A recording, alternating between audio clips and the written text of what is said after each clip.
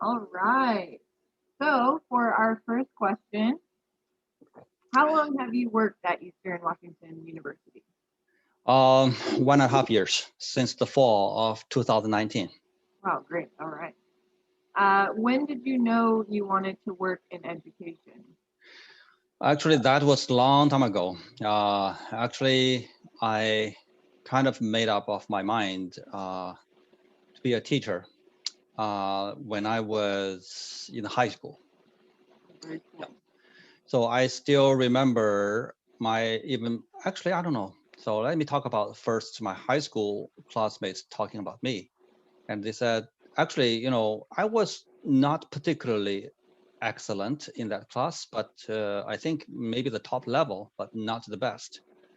However, kind of different from many other classmates, I mean, top level classmates who were kind of impatient, at least according to my classmates, those who were helped by me. They said I was particularly patient and kind of, and also one of them, also one of them compared me to one of the greatest educators and philosophers in Chinese history. Oh, well, that's quite a compliment. It's do you know the Confucius? Yeah. The Confucius, okay, the great philosopher. Wow. Actually, yeah. So because he also said I was really humble or modest, kind of, I always helped others, and I was ready to ask others for help. So Yeah. kind of that kind of a balanced. And so they said, "Oh, you would be a great teacher." I took that into heart, and actually, that was one of the reasons. Yes. I love that. That's really great. Yeah. All right. Next, I'd like to ask you to describe your teaching philosophy, your personal teaching philosophy. My personal teaching philosophy is actually teach. Um, it's a complex thing, but if I put it simply, it would be believing that everybody can learn. Everybody can learn, and you just to try to to make it to what you are teaching. Uh, I mean, when they have difficulty in learning, uh, I think basically maybe because of two things. One is that uh, you are not teaching it correctly so that the materials are comprehensible. On the other hand, also maybe um, the materials are not relatable to them. Kind of, yeah. You have, this is only a simple way to put it. Uh, as I said, teaching is a complex thing, but at least you should believe that in proper conditions, all students can learn, Yeah, and you just have to create those conditions. that's wonderful. I love that. I Yeah. feel the same. And so, what would be your definition of good teaching? If you could Well, create a definition of good teaching, what would it be? a good teaching is really kind of care and understand your students. As I said, this is really also related to the third question, the teaching philosophy. Yeah, Kind of, you try your best to understand them and make the materials relatable. In and I think that is good teaching.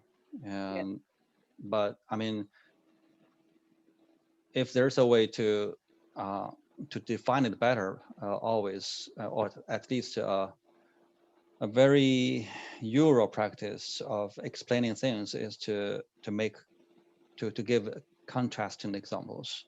I would say bad examples would be uh, like believing that your teaching is good, and if the students haven't been able to master the content or whatever you are teaching, it's just that they are stupid. Definitely, that's the worst teaching. Right. Yeah. Agreed. All right. What do you feel are your greatest strengths as an instructor? Um, Greatest strength, I think I would say, um,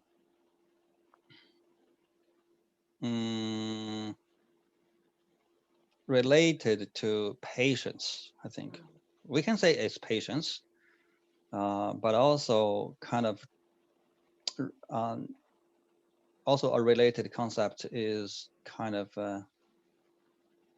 empathy, understanding, because if you don't understand your students, it's hard to be patient, Yeah. right?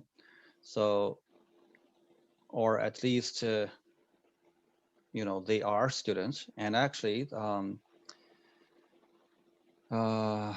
don't know whether it's a strength, but anyway, it will be helpful if you know you came the way your current students are going. You were a student, right? So Yeah. you kind of put your feet in their shoes. Yeah. Absolutely. Yeah. All right. So, what areas do you think or feel that you need or would like further development?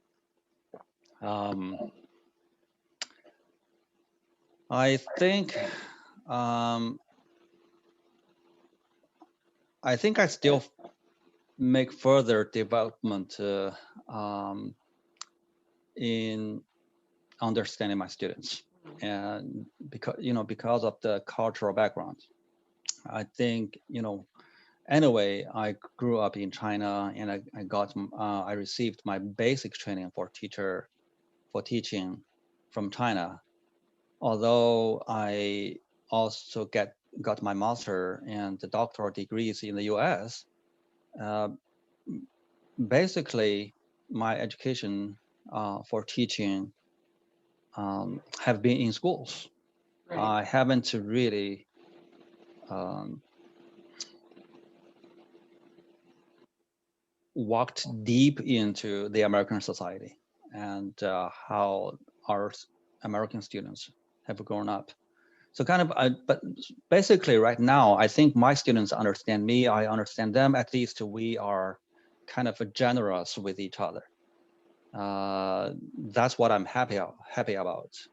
But a step back, I should be sober, have a sober mind, Yeah. knowing that definitely I can make the content or my teaching more relatable if I had, I knew more about their life.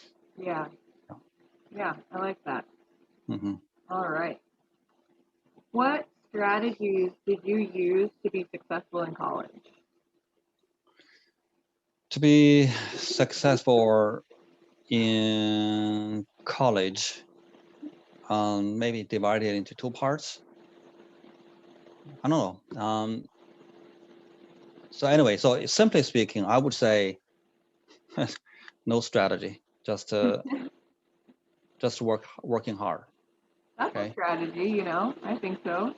Okay. And I, if going deeper, I would say working hard is also composed of several um, several strategies. If you say, if Mm. if you want to say that way, for example, you have to plan.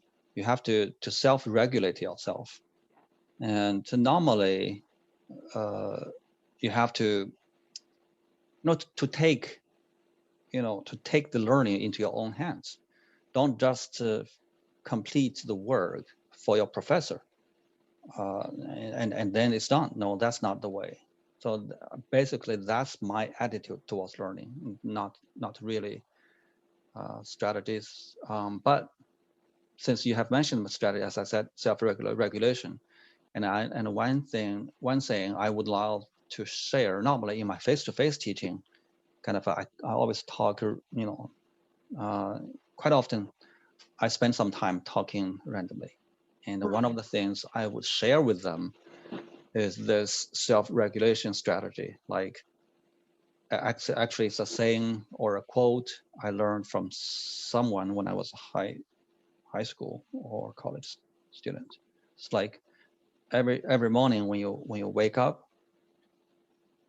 thinking what you're going to do for the day, and every night when you go to bed, before closing your eyes, reflect what you have achieved for the day. Yeah, that's really good. I like Yeah. that. That's So definitely something that, as a master's student, I have mastered now, but in my bachelor days, um, it was a bit harder for me to do that. But I think it's a, it's undoubtedly a huge strength to have is self-regulation, planning, reflecting. yeah. So that's really great. Yeah, it takes time. That anyway, this also means we need time to grow up, Yes. right? Yeah. To For mature. the current, I mean, for young students, I don't know. It's also because of the negative side of education. Uh, kind of students have felt that they are being forced to learn, and that's bad. That's bad. Yeah, absolutely. And for Mm. me, it was more of I was too much of a social butterfly. I think that was That's one way. That's one way. We learn socially as well. yeah. All right, let's see. What do you like best about teaching at Eastern? I think teaching at Easton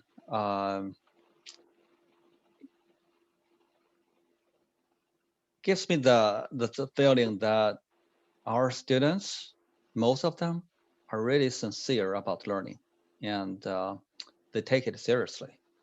So that, and also there are large classes because I came from a, a smaller university, and we had less enrollment, and so they had their advantage, but also disadvantage. Right. I'm that kind of teacher, more excited in front of more people. So Yeah. Yeah. that's what I like best. Yeah. It feels it's more of an impact, isn't it? When you have more Yeah, yeah, people. Yeah. yes, Oh, yes, that's great. Okay. yeah. Hmm. Let's see. What do you feel is the best thing about being a professor?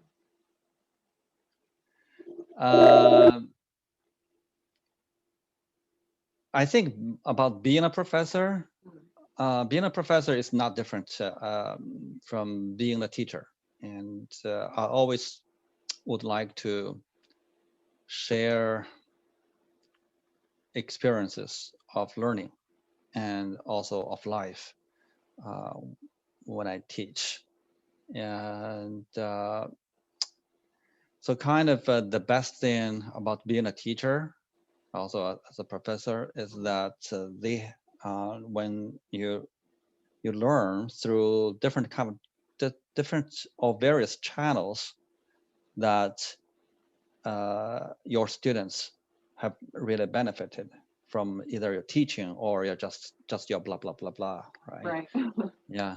So that's the thing, and you try your best, and a professor sometimes is that the word profess shares the same word root as confess Mm. or envy fess, right? Something like that. You have to talk and you have to share.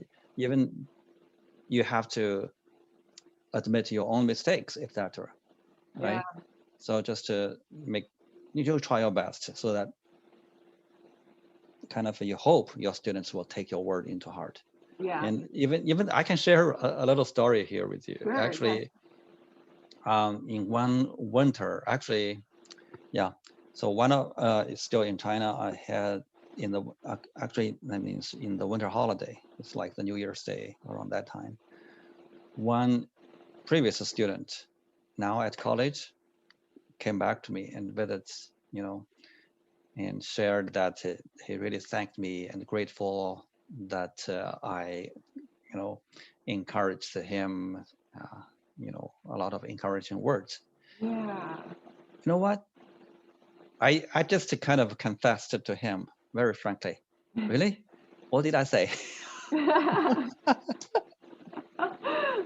The students also laughed, right? Yeah, But it's true. That means I said a lot of things to different students. I just tried yeah, my best, even though you as a teacher really kind of because that's what you did daily. yes, You you don't take it really into heart. But unless, of course, you were sincere, but you didn't really memorize everything, remember right, everything, right? But no matter how small that was, what you said went into some student's heart, and yeah, that helped. the impact. You Yeah, never know what impact you're having on people, and it's yeah, really incredible. I mean, for myself as well, I can count on my hands how many teachers I've had in the past that have really impacted my life in a positive way. hmm, So you show up, yeah. do your best, and you're gonna impact somebody. It's yeah, That's true. So yeah, that's what's best about teaching. So kind of your your purpose is to help, and then yeah, the best about the teaching is that you see it is helpful, right? yeah. Oh, I like that. Mhm.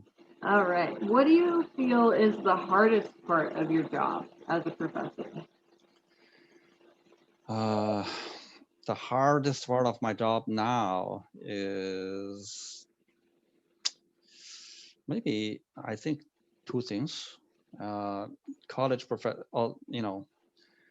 right now, let's say this, in the career of being a professor, even though EW is a teaching professor, you know the difference between teaching institute and the research institute, Yeah, right? yeah, So kind of now most higher education institutions, even though they are teaching institutions, they still expect professors to do research. mm, And one challenge for me now is that I found teaching is so time consuming, uh, especially because of the pandemic, everything online, and online teaching is more time consuming than yeah, face-to-face teaching. So kind of now all year round, kind of I feel is so busy that it's hard to find a lot of time for doing research. That's the one thing. And another thing is that to to engage those disengaged students. okay, yeah, On the one hand, I understand um, now the industrial model of education. Uh, I'm not blaming our students. I mean, there are all kinds of students in the current model of education. They, it's also natural for them to think that let me just finish, okay, just submit my work and finish and get a job. mm, Yeah, but I do wonder how we can get these students engaged, or I mean, still with that mindset, somehow through some kind of model of teaching, still get the best out of them, yeah, so that they will be able to do the job in future. Um, for example, our students when they are real teachers in their right, classrooms. yeah. Yeah. So Ooh, that yeah. that that's a hard that's a hard part. That is the hard part, absolutely, and I completely agree with you. Hmm. It really is. And I Hmm. think in an online environment that people are being forced to teach in now, it makes it even more difficult because there are ways that you can be more engaging in a classroom environment because you're in person, right? Hmm. But online, yeah, it poses its own difficulties that just create greater challenges for the professors and the students as well, showing up and wanting to do the work and staying engaged. It's hard. So yeah, definitely agree with that. Yeah. So yeah, for some students, I don't know. Maybe I can still try to make the rubrics more detailed. I don't know. That's one of the things I should think about. So anyway, some students just have you heard about the word reductionist? Yeah. Yeah, just kind of it's, if they can submit the work using 50 words, they don't write 60 words. Right. Kind of, yeah. So that's, I consider that to be the sign of disengagement. Right. And in terms of rubrics, yeah, they meet the criterion, and so kind of. But it's, as a professor, you can still see that they are not engaged. They don't want to elaborate even a little bit more about the topic. But yeah, so maybe we should think of some way. There are two ways. Mechanical way is to use the behaviorist principles, punishments. Yeah. Then the other way is really to think about how to motivate them. I think one way that I've been noticing to increase engagement via online classes and all of that is the use of more technology or media. So letting students have more creativity in terms of assignments.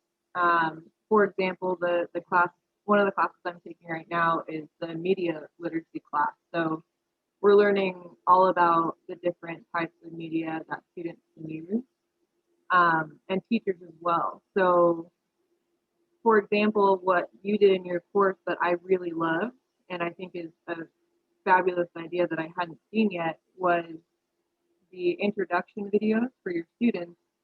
It was a recording rather than just a discussion. And so that alone is like getting the brain thinking like, okay, I have to look prepared. I have to do a little short video. I have to use some sort of media platform. Um, so that kind of is like an instant engagement factor. And then also you added in the Miro, posting projects to Miro, which I think is also a really fabulous idea. Just because it's different than Canvas, right? So it gets them sort of out of the comfort zone, out of the bubble. So I think you do a great job of including assignments and tasks that have students kind of have to go outside of the bubble of their online class. So, yeah. Thank you. Yeah. So definitely, all teachers should really reflect from time to time and think about how to do it better. And so definitely, one thing we should understand about students is if they normally they take 3 or 4 or even 5 courses every quarter, standing on their side, wow. Yeah. It is really. All right. Yeah. So what changes do you see on the horizon within your discipline? So in my discipline, which means teacher education, I think we should really we will see the change in, for example, online teaching. So we should really seriously think about whether and how to integrate online teaching into the teacher education program. Yeah, as you can see in the pandemic situation, a lot of K-12 teachers just cried because they felt less prepared about it, right? And of course, it deserves debates about whether we should. I mean, in the real world of K-12 education, whether more online teaching will be taking the stage versus the idea of everything will go back to normal after the pandemic. it deserves debates. Yeah. But at least we know now, even the pandemic is over. Two things. One, we cannot be sure another pandemic will not come. Right. Second, even though we don't have such pandemic situations, we have various kind of snow days, whatever kind of days, etc. Right? So Yeah. even though students are just out of class for 2 days, for example, Hmm. as a teacher, you should really think about how to make the best use of those 2 school days that the student cannot come into Right. the class. So I think that's the thing we need to think about. Great. Uh, and the last question I have for you: what advice would you offer me as someone pursuing a career in adult education? A career in adult education. You know what? I don't have a degree about adult education. So I'm not sure what advice I can We'll give. go with education then as a whole. But I imagine that speaking of adult education, you might be pursuing a career or position in maybe anyway being a uh, professor Mhm. or instructor at anyway it's a post K-12 education, right? Yep. Community college and the 4-year college, etc. So I would say still, I think it's similar to being similar to teaching in every area of education. And I would like to suggest that the learning series must be mastered. So in other words, what you have learned in EDUC 522, Mhm. you should really um, keep those principles in mind and maybe review the concepts from time to time. Yeah, that was a really wonderful class. Yeah, and of course, maybe you will focus on the adulthood uh, stages, Mm. but one thing is sure. So you should know about how learning happens. Um, um, and another thing to to build yourself, I would say maybe you would consider a EDD or PhD Mm.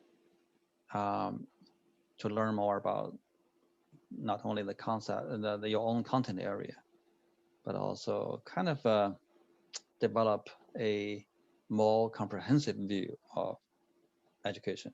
Yeah, I'm thinking about it. It's a big commitment. Yes, yes. But you're still young. I mean, Yeah, you have the time to think about it. yeah, absolutely. Yeah. I And think it's beneficial. one thing about American education is that it's never too late to learn. So I find that a lot of people started their doctoral studies in their late 30s, even Mm. 40s or 50s. That's a good thing. People have already experienced life and had a deeper understanding of some areas of the disciplines, Right. and it's better that way before you really go enter doctoral programs. So in comparison, as far as I know, well, I was a little bit different anyway, because I when I came to the U.S., I had been a high school teacher already for more than 10 years.